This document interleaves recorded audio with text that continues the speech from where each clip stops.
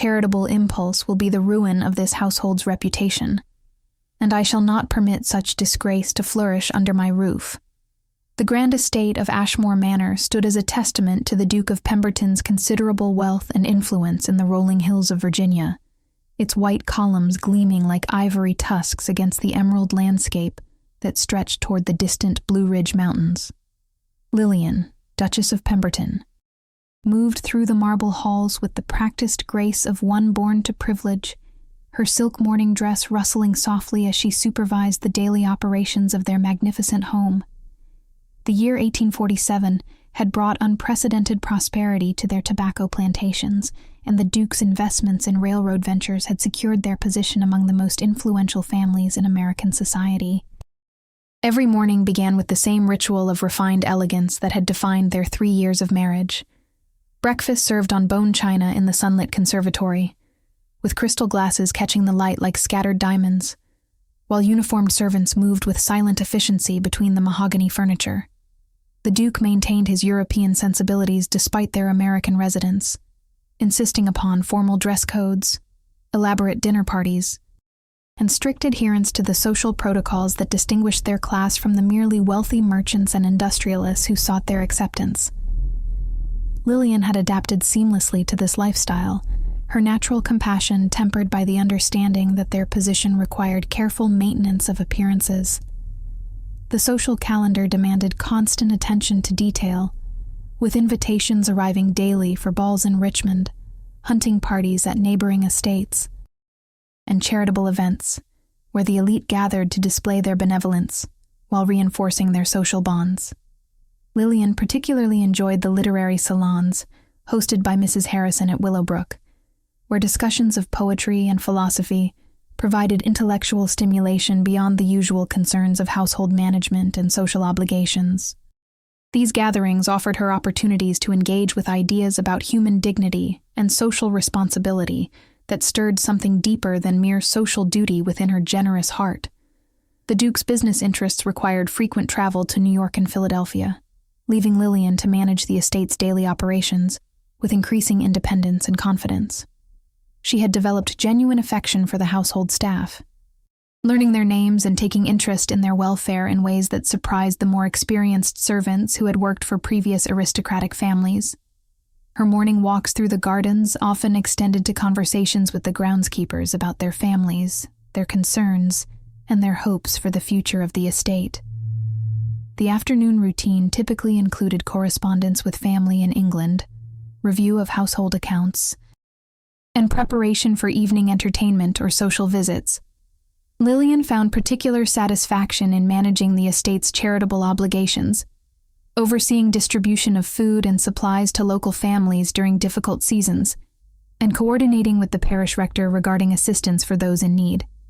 These activities provided meaning beyond the ornamental role typically assigned to women of her station, allowing her to exercise both compassion and administrative skills. The Duke's study served as the nerve center of their financial empire, filled with ledgers, maps, and correspondence that tracked the complex web of investments, property holdings, and business relationships that sustained their lifestyle. Lillian was permitted access to review household expenses, but excluded from discussions of broader business matters, a limitation that chafed against her natural intelligence and curiosity about the world beyond their immediate social circle. The arrangement reflected the era's assumptions about women's capabilities, while also protecting the Duke's complete control over their financial destiny. Evening entertainments followed elaborate protocols that reinforced social hierarchies while providing opportunities for business networking disguised as social pleasure. The dining room could accommodate 30 guests around a table laden with silver candelabras, fine linens, and multiple courses prepared by their French chef, whose talents were renowned throughout Virginia society. These gatherings served multiple purposes: displaying their wealth, cementing business relationships, and maintaining their position within the intricate social web that determined political and economic influence. The Duke's attitude toward their enslaved workers reflected the paternalistic approach common among their class, viewing himself as a benevolent guardian responsible for maintaining order and productivity while providing basic necessities. He spoke of their human property with the same tone used to discuss livestock or agricultural equipment, displaying neither cruelty nor particular kindness, but rather a business-like efficiency that maximized economic benefit while minimizing disruption. Lillian had gradually become uncomfortable with this perspective, though she lacked the social framework to articulate her growing unease. The couple's relationship maintained the formal courtesy expected of their station, while lacking the deeper emotional intimacy that Lillian sometimes glimpsed in her private moments of honest reflection. Their conversations focused on social obligations, household management, and the Duke's business concerns, with little exploration of personal feelings, hopes, or dreams beyond the maintenance of their established lifestyle. Physical affection remained constrained within carefully defined boundaries that reflected social expectations rather than genuine passion or emotional connection. The estate's daily operations required constant oversight of fieldwork, domestic service, and maintenance activities that employed nearly 200 souls in various capacities. Lillian had gradually increased her involvement in these management responsibilities, developing skills in organization, diplomacy, and problem-solving that exceeded what her formal education had provided. Her natural empathy allowed her to identify potential problems before they became serious disruptions, earning respect from both servants and field hands who appreciated her fair treatment and genuine concern for their welfare. The rigid social structure that governed their world began to feel increasingly confining as Lillian's awareness of broader moral questions expanded through her reading and observation.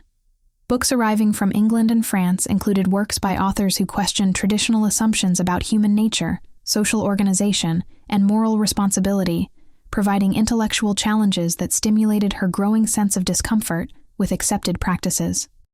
These ideas remained largely unspoken, shared only in her private journal, where she explored thoughts that would be considered dangerous if expressed in their social circle. Their peaceful existence faced its first serious challenge when news arrived that a neighboring estate was being sold following the owner's financial collapse, with all property, including enslaved families, being dispersed through public auction to satisfy creditors. The announcement stirred unusual emotions within Lillian as she contemplated the human suffering involved in such transactions, particularly the separation of families and the uncertainty faced by children who would be sold to unknown masters with unpredictable temperaments and conditions. The auction at Riverside Plantation drew hundreds of spectators from across the region, creating a carnival atmosphere that masked the human tragedy unfolding as families were systematically torn apart for the convenience of financial settlement.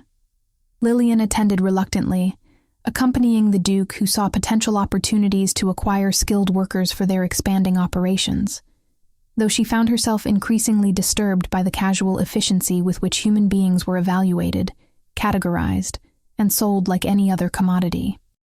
The auctioneer's voice carried across the crowd with practiced indifference as he described the various lots, emphasizing physical condition, work experience, and reproductive potential, while ignoring the tears and desperate embraces of families facing permanent separation. Among the chaos of the auction block, one small figure caught Lillian's attention with heartbreaking intensity. A child of perhaps 8 years, standing alone with eyes that held a mixture of terror and resignation that no child should ever possess. The boy had been orphaned when both parents died in the recent cholera outbreak, leaving him without family protection or advocates to speak for his welfare during the dissolution of the estate. His small frame and obvious illness made him an unattractive purchase for most buyers seeking strong workers, condemning him to whatever fate awaited unwanted children in such circumstances. The Duke's attention focused on acquiring several prime field hands and a skilled blacksmith, conducting his negotiations with the same calculated precision he applied to all business transactions, while remaining completely oblivious to his wife's growing emotional distress. Lillian watched in horror as families were separated with heartless efficiency, children crying for parents who were led away in different directions, never to see each other again in this world.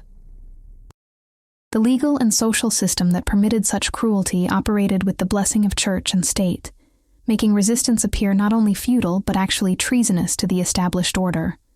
When the orphaned boy was brought to the auction block, the crowd's attention barely registered his presence as potential buyers quickly determined he offered no economic value to justify the expense of purchase and maintenance. The auctioneer's voice grew impatient as bids failed to materialize, making it clear that the child would be sold to whoever offered even a minimal amount, regardless of their intentions or character. Lillian felt something breaking inside her chest as she watched this innocent soul being abandoned by a society that measured human worth solely in terms of productive capacity and economic benefit. Without fully conscious decision or consideration of consequences, Lillian found herself raising her hand to bid on the child, her voice carrying across the crowd with surprising strength as she offered a sum that exceeded all other interested parties. The Duke's shocked expression and immediate protests fell on deaf ears as she completed the transaction with determined efficiency, signing the necessary papers and arranging for the child's immediate transfer to their custody. Her heart pounded with a mixture of fear and exhilaration as she realized she had just committed an act that would fundamentally alter the dynamics of their household and marriage. The carriage ride home passed in tense silence as the Duke struggled to comprehend his wife's unprecedented behavior, while Lillian focused her attention on the frightened child huddled in the corner of their luxury vehicle. She spoke to him in gentle tones, offering reassurance and promising safety, while trying to imagine how this traumatic experience must appear through his innocent eyes. The boy's condition was clearly worse than apparent at the auction, with fever and obvious malnutrition requiring immediate medical attention that she was determined to provide regardless of her husband's objections. Upon reaching Ashmore Manor, the Duke immediately demanded a private conversation in his study, his controlled fury evident in every gesture as he attempted to understand what had possessed his previously compliant wife to make such a decision without consultation or permission. Lillian's responses reflected a newfound resolve that surprised them both, as she articulated her intention to provide proper care, education, and eventually freedom for the child she had rescued from an uncertain fate. The conversation revealed fundamental differences in their moral perspectives that had been hidden beneath the surface of their polite marital routine. The household staff reacted to the new arrival with curiosity, confusion, and varying degrees of approval or concern, depending on their own positions within the estate's complex social hierarchy. Some of the enslaved workers expressed quiet gratitude for Lillian's compassionate gesture, while others worried about potential disruptions to the established routines that provided whatever stability their circumstances allowed. The white servants struggled to understand how to treat a child who occupied an undefined position between the family's protection and the plantation's labor force. Lillian personally oversaw the child's installation in a comfortable room near her own quarters. Despite the Duke's protests about the inappropriate proximity and the dangerous precedent such arrangements would establish, she supervised his medical care, arranged for proper clothing and nutrition, and began planning for his education in defiance of laws that prohibited teaching enslaved people to read and write. Her actions reflected a growing commitment to principles that directly challenged the social and legal structure upon which their entire lifestyle depended.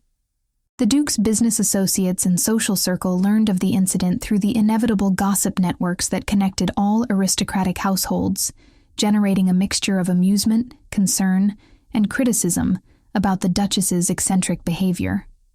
Some viewed her actions as harmless feminine sentimentality that would pass with time and proper guidance, while others recognized the potentially dangerous implications of challenging established racial and social boundaries. The incident became a source of speculation and judgment that would affect their social standing and business relationships. The child, whom Lillian named Samuel after her deceased father, began showing signs of recovery under her careful attention, though his emotional wounds from trauma and loss remained deeply embedded in his young psyche. His presence in the household created daily reminders of the moral contradictions that defined their society. As Lillian struggled to provide love and care within a system designed to deny his basic humanity, every meal, every lesson, every moment of kindness became an act of quiet rebellion against the assumptions that governed their world. The Duke's initial anger gradually transformed into cold determination to reassert control over his household and his wife's behavior, though he chose to avoid direct confrontation in favor of more subtle forms of pressure and manipulation. His strategy involved recruiting allies among their social circle, consulting with legal advisors about his options, and gradually restricting Lillian's autonomy in other areas of household management. The silent war between them had begun, with Samuel's welfare serving as the primary battlefield where their opposing values would clash with increasing intensity and lasting consequences for everyone involved. The first major confrontation erupted during a formal dinner party when Mrs. Thornfield, the wife of a prominent tobacco merchant, made pointed inquiries about the unusual domestic arrangements at Ashmore Manor, her voice carrying just enough venom to ensure every guest understood the accusatory nature of her questions.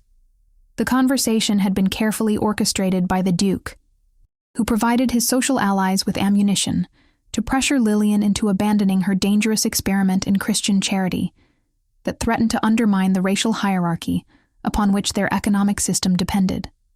The tension around the mahogany table became suffocating as other guests joined the attack, expressing concern about the precedent being set and the potential consequences for maintaining proper order among the enslaved population. Lillian's composed response shocked everyone present as she articulated her position with eloquence and conviction that revealed months of careful thought about the moral implications of their society's treatment of human beings. She spoke of Christian duty, human dignity, and the responsibility of those blessed with privilege to use their advantages for the protection of the innocent and vulnerable. Her words carried a moral authority that made her critics appear petty and cruel, though they also marked her as a dangerous radical who threatened the comfortable assumptions that justified their lifestyle and social position. The Duke's humiliation at having his authority challenged so publicly by his own wife sparked a rage that he struggled to contain within the bounds of civilized behavior, his face darkening with fury as he realized the extent to which Lillian had developed independent moral convictions.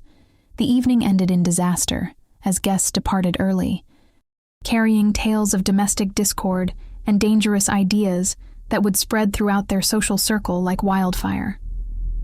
The damage to their reputation and social standing was immediate and potentially irreversible, threatening business relationships and social invitations that formed the foundation of their privileged existence. The following morning brought a cascade of social consequences as invitations were withdrawn, business associates delayed meetings, and the Pemberton name became associated with dangerous radicalism that frightened their conservative social circle. The Duke's carefully constructed network of relationships began crumbling as former allies distanced themselves from any association with abolitionist sentiments that could threaten their own interests and reputations. Letters arrived throughout the day, canceling social engagements and expressing regret about previous commitments, each one representing another thread in the social fabric that had once supported their lifestyle. Samuel became increasingly withdrawn as the tension in the household intensified, his young mind struggling to understand why his presence caused such distress and conflict among the adults responsible for his care. Lillian tried to shield him from the worst effects of the situation while maintaining her commitment to his education and welfare, but the child's sensitive nature made him acutely aware of the hostility he faced from the Duke and many household staff. His nightmares returned with greater intensity as old traumas combined with new fears about his uncertain future in a household at war with itself. The Duke's business partners began questioning his judgment and reliability, expressing concerns about his ability to maintain the stable, conservative leadership their investments required in an increasingly volatile political climate. Cotton prices fluctuated as tensions between North and South intensified, making dependable leadership and sound judgment more critical than ever for maintaining profitability and protecting capital investments. The Duchess's radical behavior suggested a household lacking proper masculine authority, raising doubts about the Duke's capacity to make difficult decisions when family considerations conflicted with business necessities. Legal consultation revealed the Duke's extensive rights as both husband and master, including the authority to sell Samuel to another owner, despite Lillian's emotional attachment and previous financial investment in his purchase. The lawyer's cold recitation of property laws and marital obligations served as a brutal reminder of Lillian's powerless position within the legal system, though it also strengthened her resolve to find ways to protect the child through means that transcended legal technicalities. Her growing desperation led to increasingly bold plans that would have seemed impossible just months earlier. the plantation's enslaved community watched the unfolding drama with intense interest.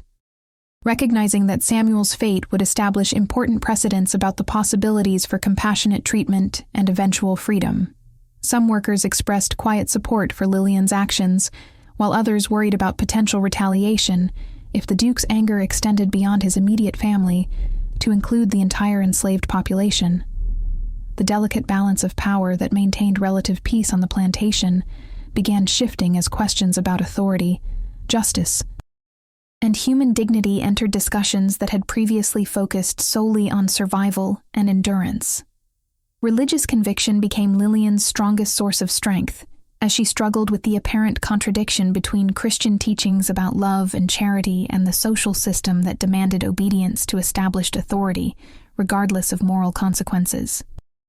Her private prayers became increasingly passionate as she sought divine guidance for navigating the impossible choices that lay ahead, knowing that any decision would require painful sacrifices and potentially devastating consequences.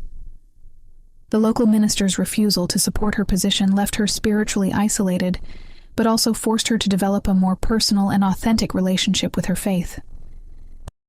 Financial pressure mounted as the Duke discovered the full extent of his social and business losses, with canceled contracts and delayed payments threatening their cash flow at a critical time in the agricultural cycle. The realization that his wife's principled stand would cost them thousands of dollars in lost revenue intensified his determination to resolve the situation through whatever means necessary, including the possibility of committing Lillian to an asylum for treatment of feminine hysteria that made her incapable of rational judgment. Legal precedents existed for such actions when wives became obstinate about matters affecting family welfare and social standing. The household staff divided into opposing camps, as some servants supported Lillian's compassionate treatment of Samuel, while others sided with the Duke's position about maintaining proper order and hierarchy. Daily operations became increasingly difficult as these divisions affected cooperation and communication, creating inefficiencies that added to the Duke's frustrations about the situation. The kitchen, laundry, and garden operations all suffered as workers chose sides in a conflict that threatened to destroy the careful balance of authority and cooperation that kept the estate functioning smoothly. The breaking point arrived when the Duke discovered Lillian had been secretly teaching Samuel to read and write, using children's books hidden in her private sitting room, where she believed their activities would remain undetected. The illegal nature of slave education added criminal implications to what had previously been viewed as merely an embarrassing domestic dispute, since teaching enslaved people to read was prohibited by state law, with severe penalties for violators. The Duke's discovery of this evidence provided him with the legal ammunition necessary to force a final resolution of their conflict through means that would preserve his authority while permanently removing the source of their marital discord. Lillian's world contracted to the narrow confines of her private sitting room and Samuel's quarters as the Duke effectively placed her under house arrest, while he consulted with legal authorities about the criminal charges that could be brought against her for violating educational prohibitions. The weight of potential imprisonment pressed down upon her with suffocating intensity. Yet her determination to protect Samuel only strengthened as she realized the depth of the Duke's willingness to destroy her in order to maintain his authority and social position. Her morning prayers became desperate pleas for wisdom and strength to find some way to ensure the child's safety, even if she could no longer provide it personally. Samuel's education continued in secret, despite the increased surveillance, with Lillian developing ingenious methods for concealing their lessons within seemingly innocent activities, like arranging flowers or planning garden layouts. The child's quick intelligence and eager desire to learn provided moments of joy that sustained her through the darkest periods of uncertainty about their future together. His reading improved rapidly as they worked through simple texts, his face lighting up with pride when he successfully decoded particularly challenging words or grasped complex concepts that had initially seemed beyond his capabilities. The Duke's investigation into legal options revealed that prosecution for illegal slave education would require testimony from witnesses willing to appear in court, making the case dependent upon cooperation from household staff who had observed Lillian's activities. Most servants remained loyal to their mistress, despite pressure from the Duke. recognizing her genuine kindness and fair treatment over the years of her management of household affairs. However, the Duke's promise of rewards for cooperation and threats of dismissal for obstruction gradually created cracks in their solidarity that could eventually be exploited. Financial pressure intensified as the Duke discovered the full extent of their social isolation, with former business partners canceling contracts and delaying payments in ways that threatened their spring planting operations and debt obligations. The plantation's profitability depended upon maintaining good relationships with cotton factors, shipping companies, and financial institutions that were now questioning their reliability and stability. The Duke's growing desperation about their economic situation made him increasingly willing to consider extreme measures for resolving the crisis that Lillian's actions had created. Medical consultation about feminine hysteria provided the Duke with an alternative approach that would avoid criminal prosecution while achieving his goal of removing Lillian's ability to interfere with his authority.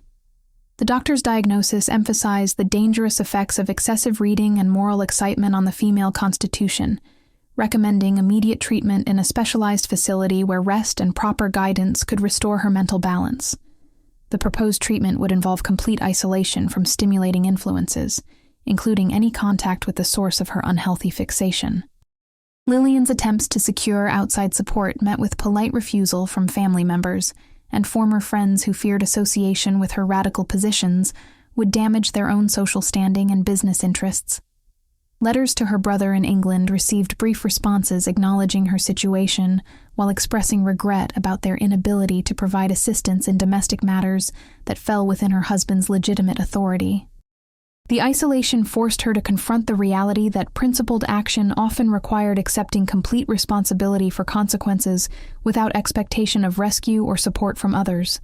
Secret communication with abolitionist networks proved more promising as Lillian discovered underground connections that could potentially provide assistance for Samuel's escape to freedom, though such involvement would transform her from a misguided idealist into an active criminal conspirator against state and federal laws. The risk of prosecution under the Fugitive Slave Act carried severe penalties, including lengthy imprisonment. Yet the possibility of ensuring Samuel's freedom made such dangers seem acceptable compared to abandoning him to whatever fate the Duke planned. These clandestine meetings required elaborate deceptions that tested her ingenuity and courage, while deepening her commitment to the abolitionist cause. The Duke's discovery of Lillian's correspondence with suspected abolitionists provided him with evidence of treasonous activity that could justify immediate action to protect their family's reputation and legal standing. His rage at this betrayal, combined with genuine fear about the potential consequences of harboring criminal conspirators in their home, making compromise impossible and final confrontation inevitable. The stakes had escalated beyond domestic disagreement to questions of loyalty, legality, and survival that would determine their future relationship and Samuel's ultimate fate. Samuel's awareness of the growing tension affected his behavior as he withdrew into himself, while trying to understand why his presence caused such conflict among people he had grown to trust and love. His nightmares returned with greater intensity as fears about separation and abandonment, combined with confusion about his legal status and future prospects. Lillian's attempts to reassure him were constrained by her own uncertainty about what promises she could realistically make, given the Duke's demonstrated willingness to use any means necessary to resolve their conflict. The household's atmosphere became poisonous as staff members chose sides in preparation for the inevitable resolution of the crisis, with some workers actively spying on Lillian's activities while others attempted to provide covert assistance for her efforts to protect Samuel. Daily operations suffered as suspicion and mistrust replaced the cooperation and mutual respect that had previously characterized the estate's management. The Duke's authority was challenged by these divisions, even as he attempted to use them to gather evidence against his wife. Religious conviction provided Lillian's primary source of strength, as she struggled with the apparent contradiction between Christian love and social obedience. Ultimately concluding that God's commandments about protecting the innocent took precedence over human laws that permitted cruelty and injustice. Her prayers became increasingly focused on finding the courage to accept whatever sacrifice might be required to ensure Samuel's safety and freedom, even if such action meant losing everything else that had defined her identity and purpose. The spiritual transformation that had begun with Samuel's arrival reached its culmination as she prepared for actions that would irrevocably alter her relationship with the world she had known. The approaching resolution promised devastation for everyone involved as the Duke prepared to implement his final solution, while Lillian made desperate preparations for actions that would either save Samuel or destroy any hope of protecting him through continued resistance within the system that had created their conflict. The ultimatum arrived with the dawn, delivered by the Duke himself as he stood rigidly in the doorway of Lillian's sitting room, where she had spent the sleepless night in prayer and contemplation of the impossible choice that would define not only Samuel's fate, but the very essence of her soul. His terms were brutally simple: immediate commitment to the asylum for treatment of her dangerous hysteria, with Samuel to be sold immediately to a cotton plantation in Mississippi, where his disappearance would remove all temptation for future interference, or criminal prosecution for slave education and abolitionist conspiracy that would result in imprisonment and Samuel's sale to far worse circumstances. The Duke's face showed no trace of the affection that had once existed between them, only cold determination to restore order through whatever means necessary. Lillian's response emerged from depths of conviction she had not known she possessed, her voice steady despite the trembling of her hands as she articulated the third option that would preserve Samuel's safety while accepting complete destruction of her own comfortable existence. Her proposal involved voluntary renunciation of all claims to the Duke's property and protection, legal separation that would free him from responsibility for her actions, and personal commitment to ensuring Samuel's freedom through underground railroad connections that would take them both beyond the reach of Virginia law. The Duke's shocked silence revealed his failure to anticipate such radical self-sacrifice from a woman he had considered safely constrained by feminine weakness and social conditioning. The negotiation that followed tested every skill Lillian had developed in years of managing complex household affairs and social relationships, as she attempted to secure Samuel's safety while minimizing the damage to the Duke's reputation and business interests. Her arguments emphasized the mutual benefits of a quiet separation that would allow him to claim abandonment by an unstable wife, rather than admit to harboring abolitionist conspirators in his home. The financial implications alone made her proposal attractive. Since her voluntary departure would eliminate the costs of asylum treatment while preserving his complete control over their joint property and investments, Samuel's presence during these crucial discussions added emotional complexity that nearly broke Lillian's resolve as she observed his confusion and growing terror about the adult decisions that would determine his future without consideration of his own wishes or feelings. The child's obvious attachment to her made the prospect of separation agonizing, while her uncertainty about their chances of successful escape added practical fears to emotional anguish. His innocent questions about where they would go and whether they would be safe revealed the depth of trust he had placed in her ability to protect him from a hostile world. The Duke's internal struggle between rage, wounded pride, and practical considerations played out over several hours as he weighed the various options for resolving their conflict while protecting his own interests and reputation. Legal prosecution would create public scandal that could damage his business relationships, while asylum commitment would generate ongoing costs and social embarrassment about his inability to maintain proper domestic order. Lillian's proposal offered the possibility of presenting their separation as her mental breakdown rather than his failure as a husband, preserving his masculine authority while removing the source of their conflict. The involvement of abolitionist contacts introduced additional urgency as Lillian learned that underground railroad operations required immediate departure to take advantage of current safe houses and transportation arrangements. The timing eliminated any possibility of gradual transition or careful preparation, demanding instant commitment to a course of action that would transform both her and Samuel from comfortable security to dangerous uncertainty in a matter of hours. Her decision required abandoning not only material comforts, but also the identity and social connections that had defined her existence for 24 years. Financial arrangements proved surprisingly complex, as Lillian attempted to secure resources for their journey, while maintaining the secrecy necessary for successful escape, requiring her to convert jewelry and personal items into currency, without alerting household staff to her intentions.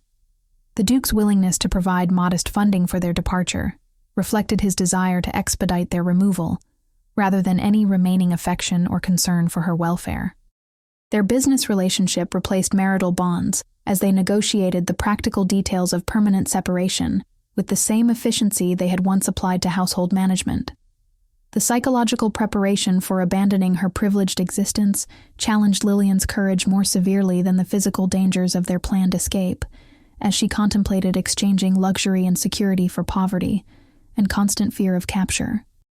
Her entire education and social conditioning had prepared her for managing servants and attending social functions, not for survival in the dangerous world that awaited escaped slaves and their accomplices. The transformation required not only physical courage, but complete reconstruction of her understanding about her own capabilities and identity. Samuel's growing excitement about their adventure mixed with confusion about why such dramatic changes were necessary.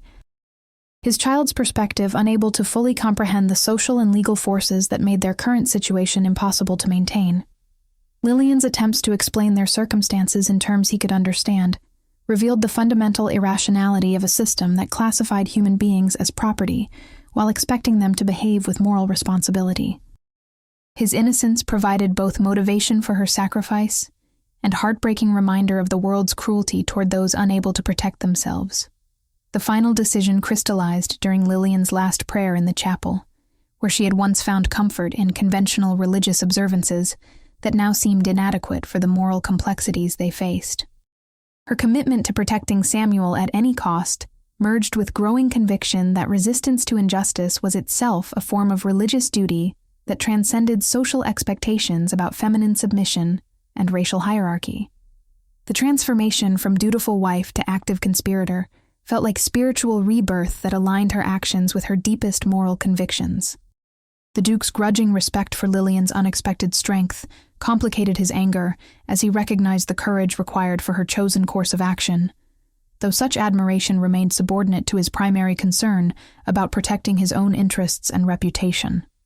Their final conversation carried undertones of mutual recognition that their conflict had revealed fundamental differences in character that made continued marriage impossible regardless of Samuel's fate. The business arrangement they negotiated reflected practical necessity rather than any hope for future reconciliation or understanding.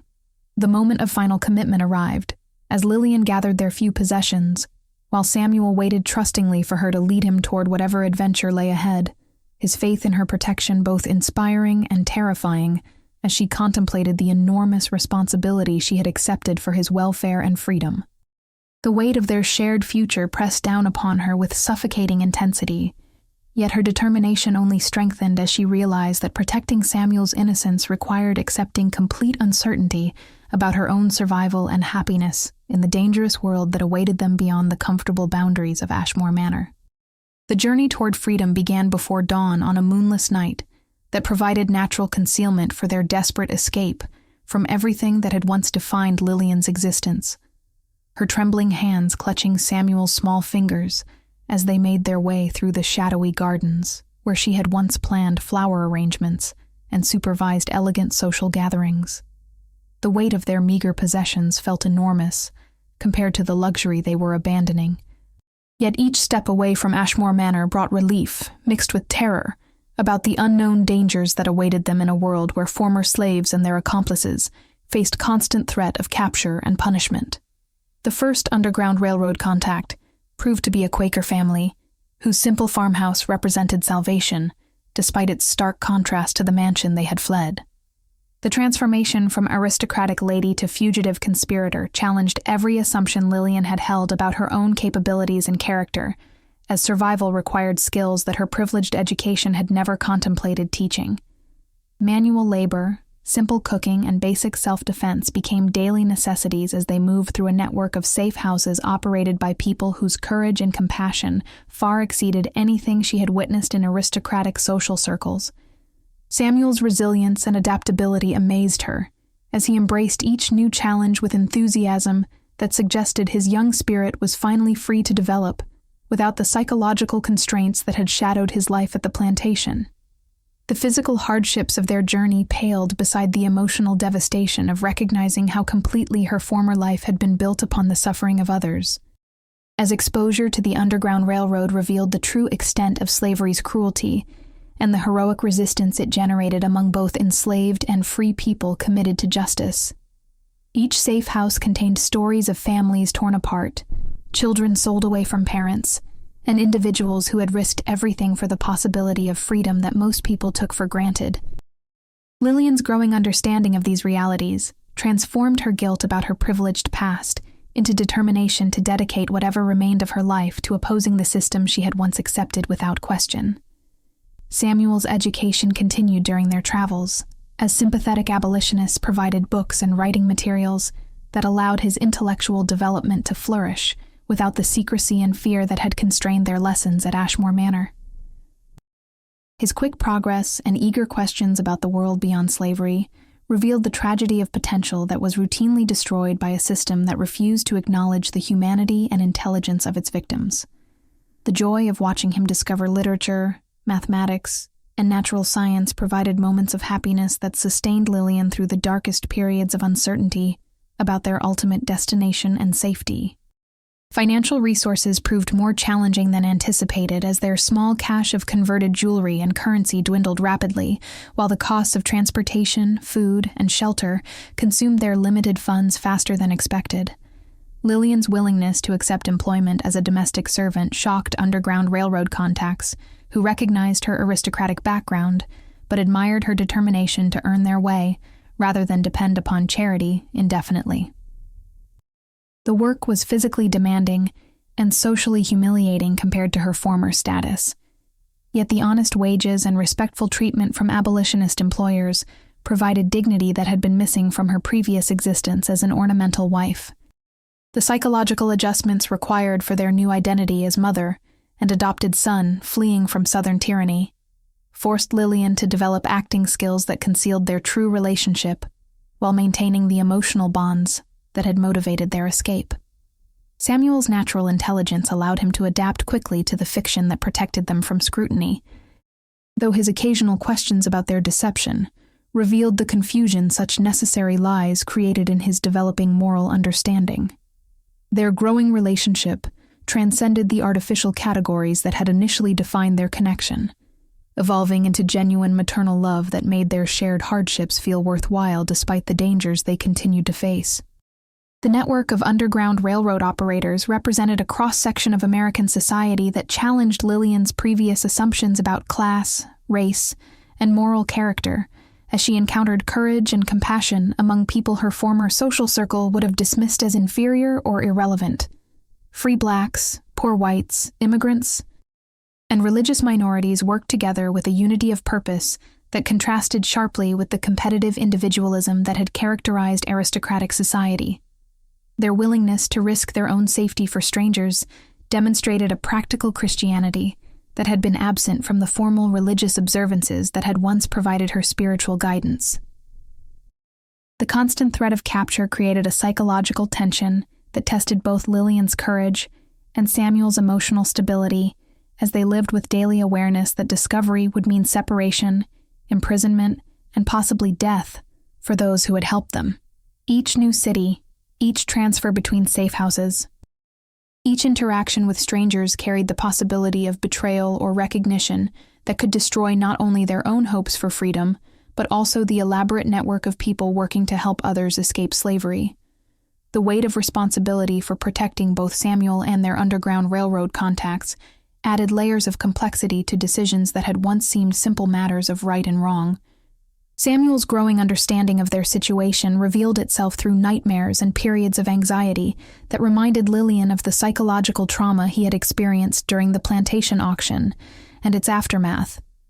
His progress toward healing was complicated by the stress of their current circumstances, yet his increasing confidence and sense of security in her protection suggested that their relationship was providing the stability he needed for emotional recovery. His occasional comments about their former life revealed the depth of his attachment to the safety and comfort she had provided at Ashmore Manor, making her wonder whether their escape had truly served his best interests. The approaching Canadian border represented the culmination of their journey toward freedom. Yet Lillian's awareness of the challenges that awaited them as refugees in a foreign country tempered her excitement with realistic concerns about their long-term survival and prosperity. Samuel's excitement about reaching a place where slavery was illegal contrasted with her adult understanding that legal freedom would not automatically provide economic security or social acceptance for a mixed-race family with unusual circumstances. Their success in reaching safety would mark the beginning of new challenges that would test their relationship and resilience in different but equally demanding ways. The Duke's letters, which reached them through underground railroad networks, revealed his growing willingness to consider reconciliation as the financial and social costs of their separation became apparent to him. His initial anger had gradually transformed into reluctant admiration for Lillian's courage and determination, while the loss of her capable household management had created practical problems that money could not easily solve. The possibility of negotiating some form of return that would preserve Samuel's safety while restoring their marriage introduced new complexities into decisions that had seemed permanently settled by their escape from Virginia. The final stage of their journey toward Canada forced Lillian to confront the question of whether permanent exile was truly necessary for Samuel's protection, or whether alternative arrangements might be possible that would allow them to return to a reformed version of their former life, where his freedom and education could be protected through legal means rather than continued flight from American law. The letter from the Duke arrived at their final safe house just 20 miles from the Canadian border, carried by an underground railroad conductor who had received it through a complex network of abolitionist contacts who maintained communication channels even across the hostile divide between North and South. The contents revealed a transformation in the Duke's perspective that paralleled Lillian's own journey. As months of reflection and practical experience managing the estate without her capable assistance had forced him to confront the true value of what he had lost through his stubborn adherence to social conventions that now seemed less important than personal happiness and family unity. His proposal offered a radical restructuring of their relationship that would formally recognize Samuel's freedom through legal manumission while providing education and protection under their direct supervision. The negotiations that followed required all of Lillian's newly developed skills in diplomacy and strategic thinking as she worked with abolitionist lawyers to structure an agreement that would protect Samuel's interests while addressing the Duke's concerns about social reputation and legal liability. The solution emerged through careful attention to legal technicalities that would classify Samuel as a free ward of the household, rather than adopted son, providing him with educational opportunities and eventual inheritance rights, while avoiding the most controversial aspects of their original arrangement. The Duke's willingness to pay substantial legal fees and make public charitable contributions to abolitionist causes demonstrated the sincerity of his commitment to reform. Samuel's reaction to the possibility of returning to Virginia mixed excitement about resuming the comfortable life he remembered with anxiety about trusting the Duke, whose previous hostility had forced their dangerous flight toward freedom. Lillian's careful explanations of the legal protections that would ensure his safety helped alleviate his fears, while her promise to leave immediately if any threats to his welfare emerged provided the ultimate guarantee of her continued protection. His growing maturity and understanding of their situation allowed him to participate meaningfully in decisions about their future, rather than simply accepting adult choices about his fate. The journey back to Ashmore Manor felt like traveling through a transformed landscape as Lillian observed the familiar countryside, with eyes educated by her experience, among people whose courage and compassion had revealed new possibilities for human relationships across racial and class boundaries. The contrast between the Underground Railroad's genuine community spirit and the competitive individualism of aristocratic society remained stark, yet her increased awareness of moral complexities allowed her to appreciate the possibility of reform within existing social structures rather than requiring complete revolution. Samuel's excitement about returning to his comfortable room and resuming his interrupted education provided optimism about their ability to rebuild their relationship with the Duke on more equitable terms. The Duke's transformation became apparent immediately upon their arrival as his genuine warmth toward Samuel contrasted sharply with his previous coldness and hostility, suggesting that separation and reflection had allowed him to recognize the child's individual worth beyond the social categories that had initially blinded him to Samuel's humanity. His formal acknowledgement of the courage required for their escape and his public commitment to supporting Samuel's education and eventual freedom demonstrated a fundamental shift in his moral perspective that made reconciliation possible. The legal documents he had prepared during their absence provided concrete evidence of his determination to protect Samuel's interests, regardless of social pressure or economic costs. The household staff's reaction to their return revealed the complex emotional dynamics that had developed during their absence, as some servants expressed genuine joy at Lillian's safe return, while others struggled to adjust to Samuel's new status as a free member of the family rather than enslaved property. The careful establishment of new routines that respected both Samuel's freedom and the practical requirements of household management required diplomatic skills that challenged everyone involved. Lillian's enhanced authority in domestic matters reflected the Duke's recognition that her moral judgment had proved superior to his own during their crisis. The broader social implications of their reconciliation created ripple effects throughout Virginia society, as other aristocratic families observed the Duke's public support for Samuel's education and gradual acceptance of more progressive attitudes toward racial relationships. Some neighbors expressed admiration for his willingness to prioritize family harmony over social convention, while others maintained their disapproval of any deviation from established racial hierarchy. The Duke's business relationships gradually recovered as his practical success in managing the estate with reformed labor policies demonstrated that moral progress and economic prosperity were not mutually exclusive. Samuel's education resumed with enhanced resources and legal protection that allowed his intellectual development to flourish, without the secrecy and fear that had previously constrained his learning. The Duke's direct involvement in selecting tutors and educational materials reflected his genuine commitment to Samuel's welfare, while also providing opportunities for their relationship to develop beyond the hostility that had characterized their initial interactions. Samuel's remarkable progress in languages, mathematics, and natural science vindicated Lillian's faith in his potential, while also impressing the Duke with the tragedy of human talent that slavery routinely destroyed. The financial implications of their reforms proved more positive than anticipated, as improved treatment of enslaved workers increased productivity, while the Duke's reputation for fairness attracted skilled free laborers who preferred working for employers known for decent treatment and fair wages. The estate's profitability actually increased as better working conditions reduced turnover and improved quality, while the Duke's connections with northern business partners expanded due to his reputation for progressive labor policies. The practical demonstration that moral reform could enhance rather than threaten economic success provided a model that other plantation owners began to consider.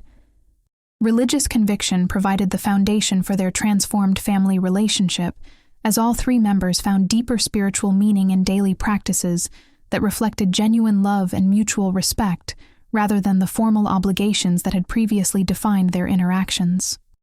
Samuel's questions about faith and morality stimulated discussions that enriched everyone's understanding of Christian principles, while their shared commitment to his welfare created bonds that transcended the legal and social categories that had initially brought them together. Their private worship services became celebrations of human dignity and divine love that sustained them through ongoing challenges from less progressive neighbors. The Duke's public speeches supporting gradual abolition and improved treatment of enslaved workers established him as a moderate voice for reform that could appeal to practical considerations while maintaining respect for property rights and social stability. His arguments emphasized economic benefits and moral necessity rather than radical demands for immediate change, providing a pathway for other Southern aristocrats to consider reforms without appearing to abandon their fundamental interests. Lillian's role as his advisor and moral conscience became publicly acknowledged as their partnership evolved into genuine collaboration for social progress. The long-term implications of their reconciliation extended beyond their immediate family, as Samuel's eventual inheritance of a substantial portion of the estate provided a concrete example of racial progress that challenged assumptions about permanent hierarchy while respecting legal frameworks that protected property rights. His education and moral development prepared him for responsibilities that would allow him to use his privileged position for furthering abolition and racial justice throughout Virginia society. The family's unity became a testament to the possibility of love transcending social barriers when supported by courage, conviction, and practical wisdom. The final test of their reconciliation came when neighboring plantation owners attempted to pressure the Duke into selling Samuel despite his legal freedom, offering substantial sums that would have resolved any remaining financial pressures while removing the source of social controversy that still surrounded their household. The Duke's immediate and absolute refusal to consider such proposals, supported by legal threats against anyone who attempted to interfere with Samuel's freedom, demonstrated the complete transformation of his character and the permanence of their family bonds. Lillian's joy at witnessing this proof of his genuine commitment to their shared values provided the ultimate confirmation that their painful journey had achieved not only Samuel's safety, but also the moral awakening that made their love story truly complete. Their story became a beacon of hope for others struggling with similar moral dilemmas, proving that courage, compassion, and determination could overcome even the most entrenched social barriers when supported by genuine love and practical wisdom. The subscription to their YouTube channel would provide ongoing inspiration for viewers seeking examples of how ordinary people could make extraordinary differences through principled action and unwavering commitment to human dignity.